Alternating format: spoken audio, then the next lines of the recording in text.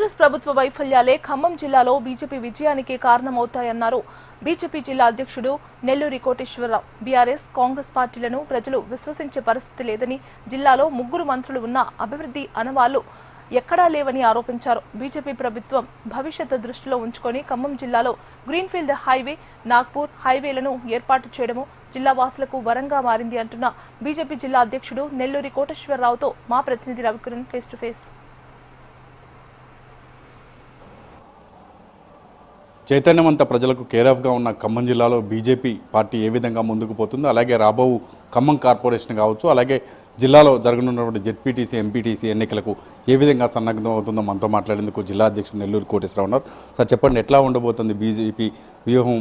ఏ విధంగా రాబో ఎన్నికల్లో పోటీ చేయబోతున్నారు? ఎట్లాంటి ఫలితాలు వస్తాయని ఆశిస్తున్నారు? రాబోయే రోజుల్లో భారతీయ జనతా పార్టీ ఎన్నిక ఏదైనా కానీ అన్ని స్థానాల్లో కూడా మేము పోటీ చేయడానికి సిద్ధమవుతున్నాము. బూత్ స్థాయిలో పార్టీ నిర్మాణం చేసుకుంటూ, శక్తి కేంద్ర ఇన్ఛార్జీలు నియమించుకుంటూ, శక్తి కేంద్రం వైపుగా కార్యక్రమాలు చేసుకుంటూ, ప్రజా సమస్యల మీద పోరాడుతూ, ప్రజల యొక్క మన్ననలు పొందుతూ, ఈ యొక్క 12 సంవత్సరాల మోడీ గారి యొక్క సుపరిపాలనని గడప గడపకు తీసుకెళ్తూ, కేంద్ర ప్రభుత్వం అందించేటువంటి సంక్షేమ పథకాలు, దాని ద్వారా లబ్ధి పొందిన యొక్క లబ్ధిదారులతో కలుస్తూ, వాళ్ళ చైతన్యం పరుస్తూ, ఈ యొక్క 12 సంవత్సరాల సుపరిపాలనని, భారతదేశాన్ని వికసిత్ భారత్గా చేసేదానికి ప్రధానమంత్రి గారు చేస్తున్నటువంటి చర్యల్ని, తీసుకుంటున్నటువంటి నిర్ణయాలని, అలాగే భారతదేశాన్ని ప్రపంచంలోనే అగ్రగామిగా నిలుపుతున్న వైనాన్ని ప్రజల దగ్గరకు చేరువేస్తూ వాళ్ళ యొక్క నమ్మకాన్ని చూరుకుంటున్నాం. అంటే జిల్లాలో కాంగ్రెస్ పార్టీ బలంగా ఉంది. ఇప్పటికే ముగ్గురు మంత్రులు కూడా జిల్లా నుంచి ప్రాతినిధ్యం వహిస్తున్నారు. ముగ్గురు కూడా అభివృద్ధి చేస్తున్నామని చెప్తున్నారు. ఎట్లుంది సార్ పరిస్థితి? ఖమ్మం ప్రజలు ఓట్లేసి కాంగ్రెస్ ప్రభుత్వానికి భిక్ష పెట్టారు. రాష్ట్రంలో కాంగ్రెస్ ప్రభుత్వం ఏర్పడటానికి. దానికి కృతజ్ఞతగా కుర్చీల కొట్లాట కాకుండా రేవంత్ రెడ్డి గుంపు మేస్త్రి గారు తెలివిగా ఇక్కడ ఉన్నటువంటి సీనియర్లకి ముగ్గురు మంత్రులు ఇచ్చిండు. అంటే ఇప్పటికే చాలా వరకు అభివృద్ధి చేస్తున్నాం, కేంద్ర ప్రభుత్వం ఏం చేసిందని బీజేపీ ఇక్కడ ఓట్లు అడిగిద్ది అంటున్నారు. ముగ్గురు మంత్రులకి నేను అడుగుతున్నా, మీరు 2.5 సంవత్సరాలు దాటి పరిపాలన సాగించారు కదా, తెలంగాణ రాష్ట్ర ప్రభుత్వం వచ్చిన తర్వాత ఖమ్మం జిల్లాకి మీరు విడుదల చేసిన నిధులేంటనేది శ్వేతపత్రం రిలీజ్ చేయండి.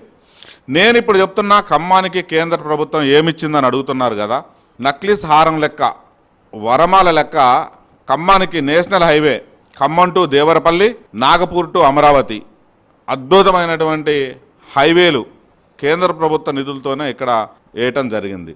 అలాగే ఇప్పుడు మీరు చెప్పుకున్నటువంటి సిటీ డెవలప్మెంట్ అమృత పథకం కింద ఈ సిటీకి, ఖమ్మం కార్పొరేషన్కి నిధులు ఇచ్చింది కేంద్ర ప్రభుత్వం. ఈ యొక్క కార్పొరేటర్లో కాలపరిమితి తీరేటప్పుడు మీరు తలా 70 లక్షలు ఒక్కొక్క కార్పొరేటర్కి శాంక్షన్ చేశారు కదా, అది ఏ నిధులతో శాంక్షన్ చేశారో మీరు చెప్పండి. నేను చెప్తున్నా, కేంద్ర ప్రభుత్వ నిధులతోనే మీరు కార్పొరేటర్కి ఒక్కొక్కరికి 70 లక్షల పైన, కొంతమంది ₹1,00,00,000, ₹1,50,00,000 పైన కూడా ఇస్తుంది. ఇదిగాక మీరు ఏం చేస్తున్నారంటే, కేంద్ర ప్రభుత్వం యొక్క నిధులతో అన్ని మతాల యొక్క గుళ్ళకి కాంపౌండ్ వాళ్ళు, బాత్రూములు కట్టెత్తున్నారు. ఎందుకంటే మీరు ఇక్కడ గెలవాలంటే మళ్ళా మీరు ఏదైతే అసెంబ్లీ ఎలక్షన్లో చెప్పారో, కాంగ్రెస్ పార్టీ అంటే ముస్లిం పార్టీ, కాంగ్రెస్ అంటేనే ముస్లింల పార్టీ అని చెప్పారు కదా, వాళ్ళ యొక్క సంతృప్తి పరచడానికి మీరు ఎక్కువ నిధులు ఖమ్మంలో కూడా మైనార్టీస్కి ఇస్తున్నారు. దీన్ని కూడా భారతీయ జనతా పార్టీ తరఫున మేము తీవ్రంగా ఖండిస్తున్నాము. ఏ పథకం చూడండి, ఏ అభివృద్ధి చూడండి, గ్రామంలో ఇప్పుడు వచ్చిన మీరు పంచాయతీ నిధులు కూడా కేంద్ర ప్రభుత్వం వచ్చిన నిధులు తప్ప రాష్ట్ర ప్రభుత్వం నుంచి మీరు ఏమిచ్చారు? ధాన్యం కొనుగోలులో పూర్తి స్థాయిలో విఫలమయ్యారు. రైతులు మొక్కజొన్నలు పండించుకొని ప్రకృతి అనుకూలించినా కానీ, దేవుడు వరం ఇచ్చినా ఏదంటారు కదా, పూజారి కనకరించలేని సంధానంగా పూర్తి స్థాయిలో వ్యవసాయ శాఖ, మార్కెటింగ్ పూర్తిగా విఫలమైంది. మార్కెట్ విఫలమైంది.